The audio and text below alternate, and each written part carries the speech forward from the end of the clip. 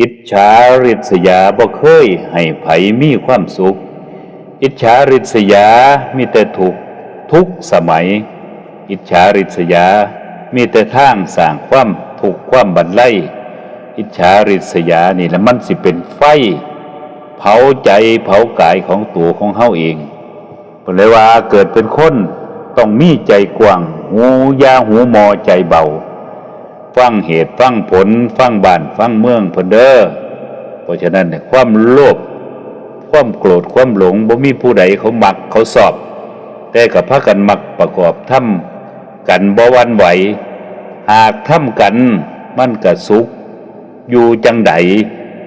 รู้ทันใจแล้วลดละชีวิตของเฮาก็สิเจริญถือศีลอิ่มกายอิ่มใจเป็นสุขคันไปถือสาใจเฮาก็สิทุกข์ถ้าถือธรรมนำเฮาพ้นจากความเศร้าหมองไปได้ในมื้อนี้วันนี้เพราะฉะนั้นนี่ศีลสมาธิปัญญาความอิ่มกายอิ่มใจแล้วก็คนเป็นคนเกิดเป็นคนแล้วบ่หูมอใจเบาสร้างแต่คุณงามความดีสาธุ